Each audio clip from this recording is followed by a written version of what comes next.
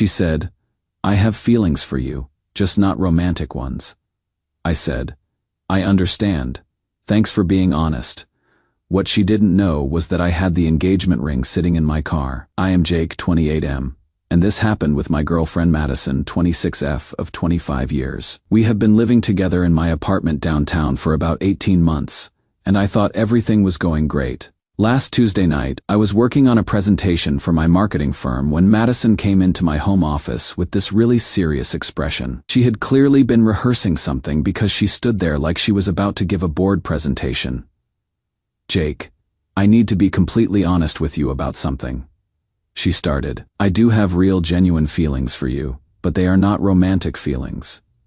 I care about you deeply as a person, but I am not in love with you the way you deserve." I looked up from my laptop, processing what she was saying. The engagement ring I had bought 3 weeks earlier was literally sitting in my car's glove compartment, because I had been planning to propose this weekend at the beach where we had our first date. "I understand," I said, keeping my voice calm.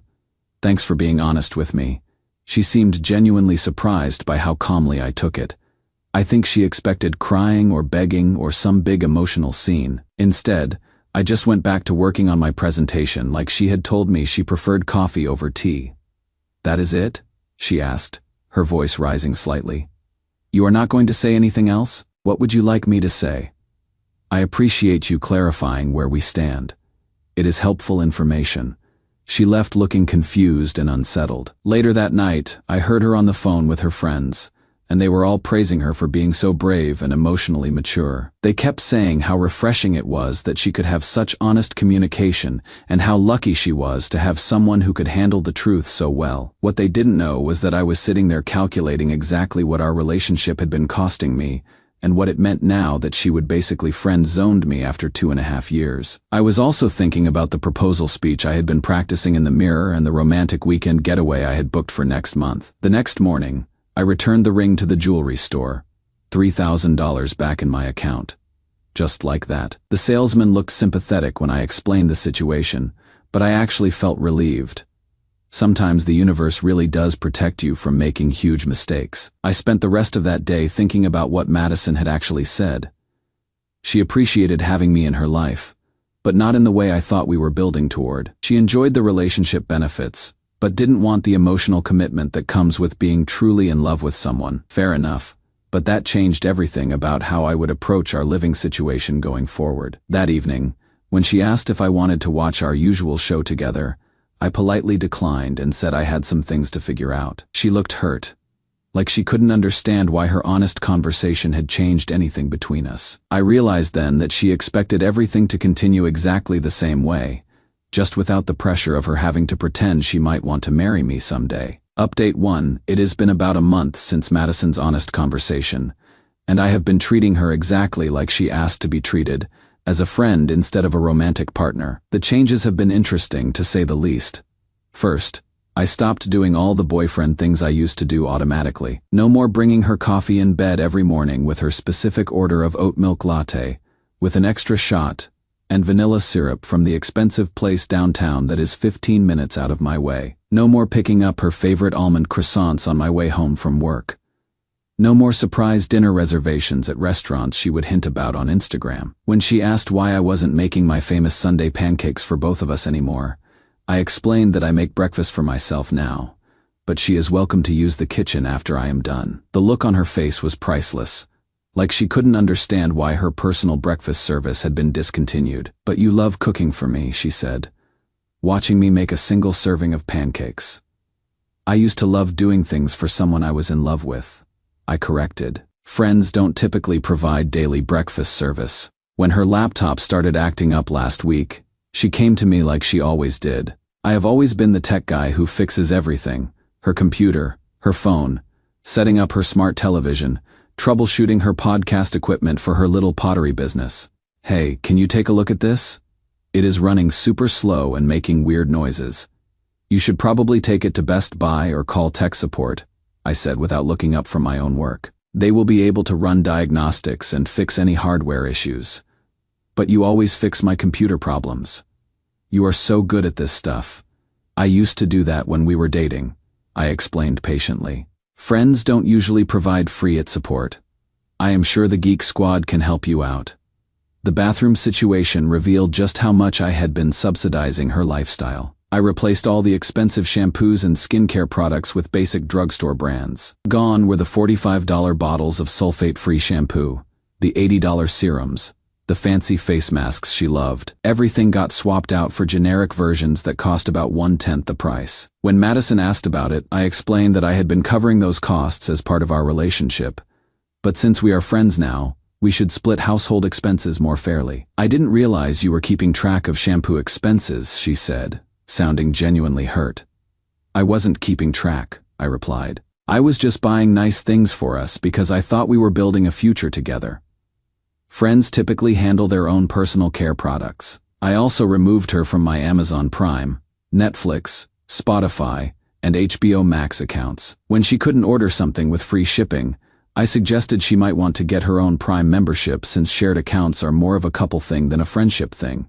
You are being petty, she said when her Spotify stopped working mid-playlist.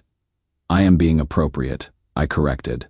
Couples share streaming accounts. Friends have their own subscriptions. Madison initially thought this was just a processing phase and kept telling her friends I would go back to normal eventually. She had no idea that I would permanently recategorize our entire relationship based on her own clear statement about her feelings. The man who used to anticipate her needs and solve her problems before she even asked had become a polite roommate who maintained clear boundaries and expected equal participation in all shared expenses. Update 2: Madison's birthday was last week, and it became the ultimate test of our new friendship dynamic.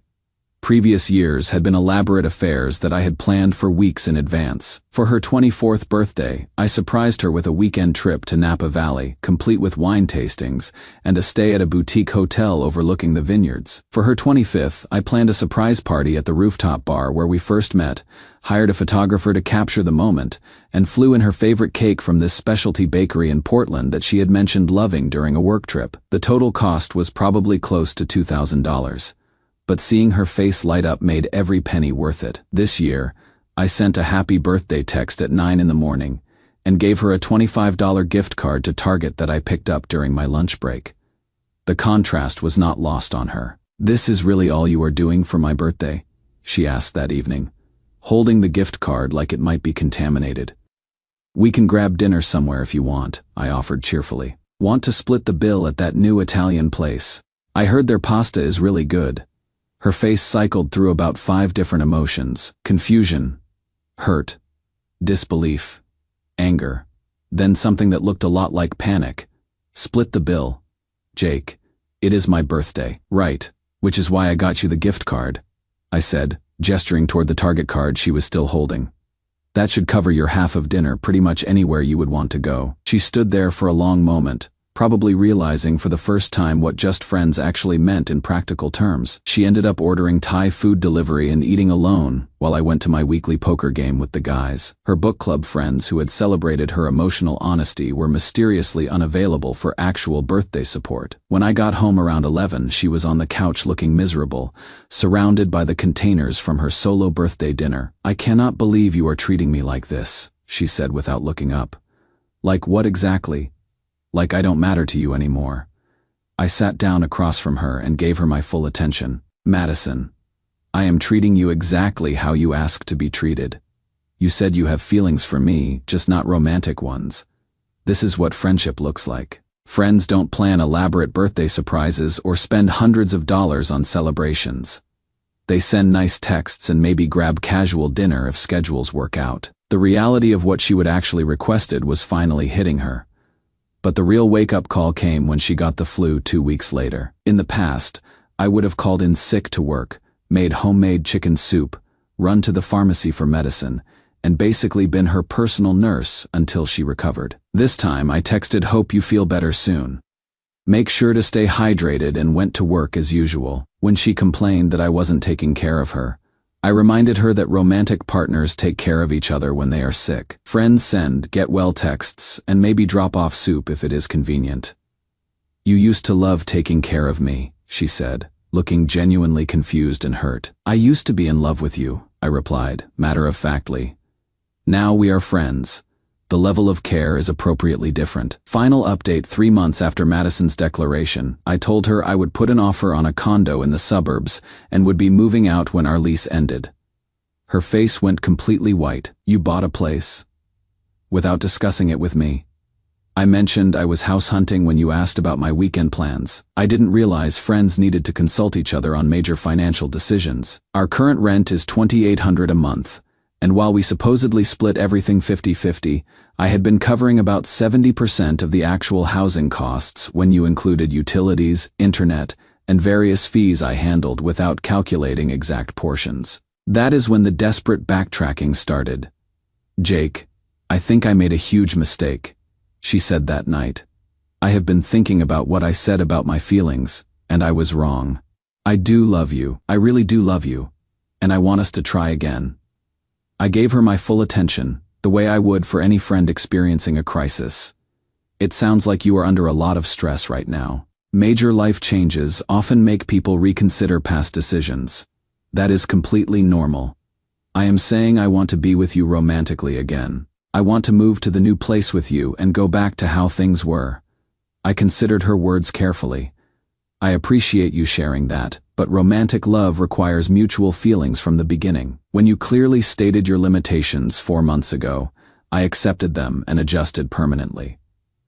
Friendship is what you offered, and friendship is what we have. But here is the real kicker, and I probably should have led with this detail. 2 weeks before I moved out, Madison's sister Emma came to help her pack and pulled me aside. "Jake, I need to tell you something," Emma said, looking uncomfortable. "Madison knew you were going to propose. She found the ring receipt in your car about a month before she had that conversation with you." Everything clicked into place. Madison had panicked when she found evidence of my proposal plans, but she didn't want to lose the lifestyle I provided either. So she thought she could friend zone me while keeping all the relationship benefits. She never expected me to actually treat her like just a friend. When I confronted Madison about this, she broke down completely. "I was scared," she admitted. "I thought maybe if we stayed friends, my feelings might develop over time. I thought you would wait for me." "Madison, you had 2.5 years with unlimited access to my heart, my home, my support, and my future plans. The problem wasn't time or pressure. The problem was that you were never actually in love with me. I have been in my new place for 4 months now, and I am dating someone wonderful. Sarah is a graphic designer who made it very clear from our first date that her feelings are definitely the romantic kind. When she saw my condo for the first time, she said it felt like a home where someone was actually happy to be there." Madison had to move back in with her parents after struggling to afford rent on her pottery business income. Through mutual friends, I learned she now talks about our relationship as the one that got away, and finally understands the difference between having someone who loved her versus someone who just enjoyed her company while it was convenient. The engagement ring money helped with my down payment. Sometimes the universe really does protect you from making terrible mistakes, and sometimes the person you thought you couldn't live without turns out to be the person you are much happier living without.